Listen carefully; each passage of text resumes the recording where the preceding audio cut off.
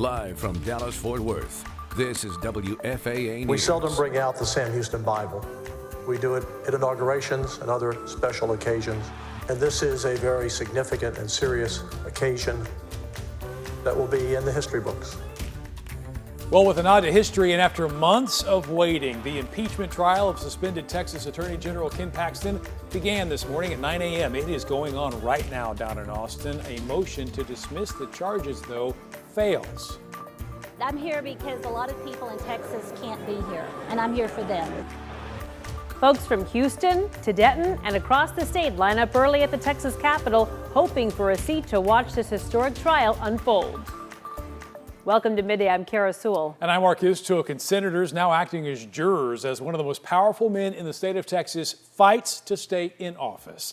And we're showing you a live look at the trial right now, and you can see folks hanging out there in that room. You've got all the Texas state senators acting as jury members, and we've already heard several motions this morning fail. Now, we do have team coverage gavel to gavel of this moment in history because we know there is a lot to keep up with today. And we're going one by one. Not only did they fail to dismiss all of the impeachment charges, but they were going through each article as well earlier. So what does that mean? Well, leading off our coverage this morning is WFAA's Chris Sadeghi, who has been covering Ken Paxton for quite a while now, Chris. Yeah, he's in Austin at the state capitol. Okay, Chris, this is a long day of proceedings. Yeah, Kara, and if Ken Paxton and his attorneys thought they might be able to avoid this trial altogether, it does not look like that is going to happen as the voting is underway right now in the Senate chamber. The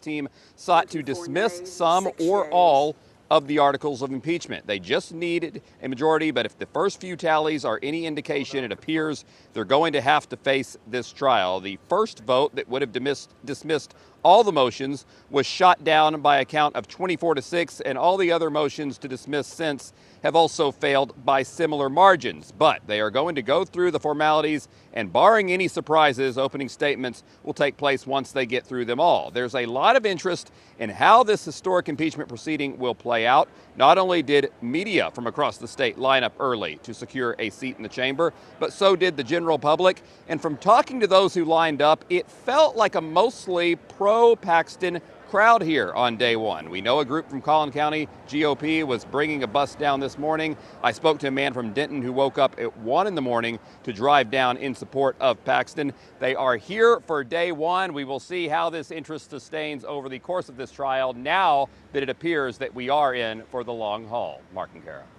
There's a lot of early votes here. So what does this mean for the rest of the trial? Yeah, you certainly don't want to read too much into these votes since we haven't heard any testimony or any evidence.